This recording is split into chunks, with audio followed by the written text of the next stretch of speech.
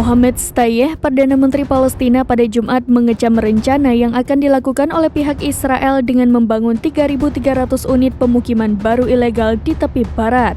Menurut Shtayyeh, Israel secara terang-terangan menentang komunitas internasional dan menjelaskan bahwa tindakan Israel untuk kembali mendirikan pemukiman ilegal di tepi barat adalah menunjukkan ketidakpedulian mereka dengan keputusan internasional. Tidak hanya itu, Shtayyeh mengatakan Israel sengaja mengambil keuntungan dari rasa impunitasnya seperti yang diungkapkan oleh veto Amerika Serikat di Dewan Keamanan PBB.